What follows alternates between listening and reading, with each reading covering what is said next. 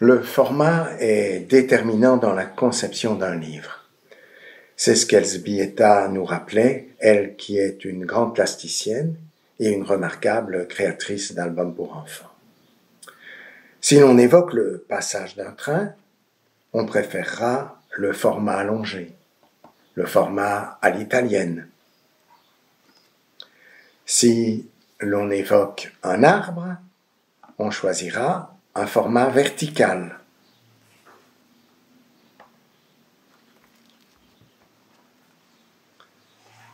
Si l'on veut valoriser l'image, le format carré conviendra peut-être mieux. Dans les mains des tout-petits, les petits formats seront parfaitement adaptés. Qu'il s'agisse des tout-petits d'Elisabeth Iwanowski ou qu'il s'agisse d'un livre de comptines comme ceux réalisés par Nadja.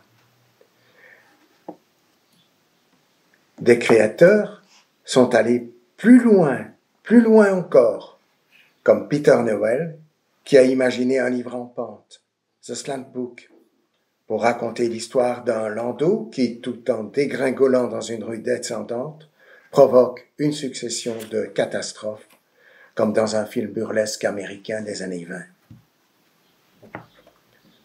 Pour célébrer la beauté et la poésie du format, j'ai choisi un livre au format vertical. Sarah a accepté de nous lire Feng, fils du vent. Feng.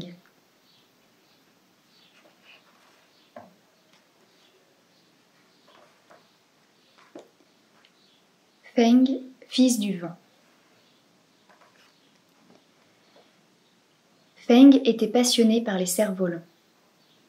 Un jour, il apprit que dans son monastère, isolé, vivait un vieux sage dont on disait qu'il était le maître du vent. Il connaissait le secret du cerf-volant qui vole au-dessus des cieux.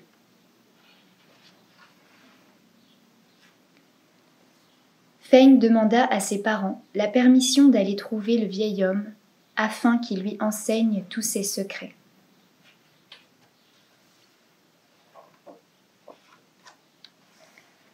Après une longue marche, Feng arriva au monastère et demanda une entrevue avec le sage.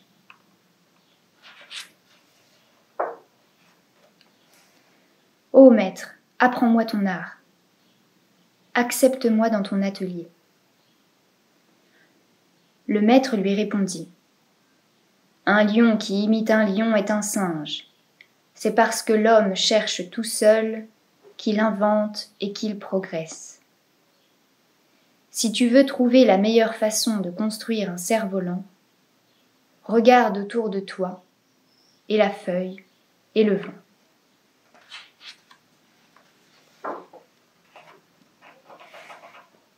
Feng mit à profit les conseils du maître. Il observa la nature.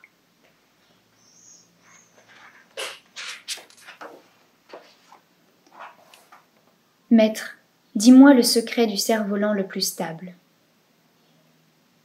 Vois le vol de la libellule, » dit le maître. Feng, après avoir longtemps contemplé les gracieux insectes, fabriqua un chef-d'œuvre d'équilibre.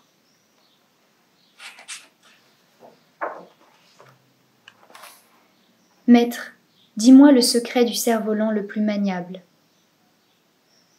Vois le vol du Milan, » dit le maître. Feng se posta dans la montagne et étudia le vol du rapace. À partir de ces observations, il mit au point un cerf-volant dont le vol était d'une souplesse jamais égalée.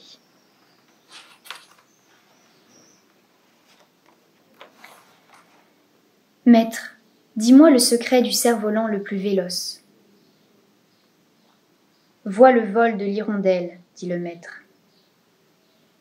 Feng remarqua la courbe de l'aile de l'oiseau, sa terminaison effilée.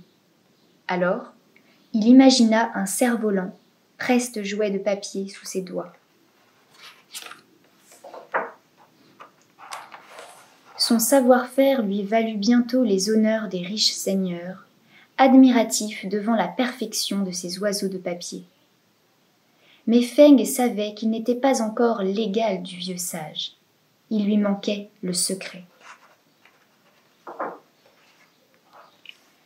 Feng retourna voir le vieux sage, qu'il savait malade. « Maître, j'ai cherché comme tu me l'as enseigné, mais je n'ai pas trouvé. Dis-moi le secret du cerf-volant qui vole au-dessus des cieux. » « Tu n'es pas encore prêt, répondit le vieux sage. Feng insista. « Cherche encore, s'emporta le vieil homme. Feng redoubla d'efforts, essaya d'être plus précis dans ses gestes, plus consciencieux dans son travail, mais rien n'y fit. Ses cerfs-volants atteignaient les sommets, caressaient les nuages, mais ne volaient pas au-dessus des cieux.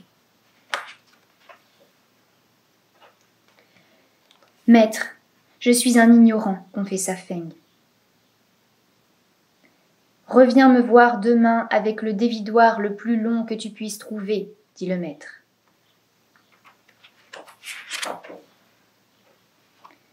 Toute la nuit, Feng mit bout à bout tous les dévidoirs qu'il put trouver, et le lendemain, fébrile, désireux de connaître enfin le secret, il se présenta au monastère. Le maître était mort.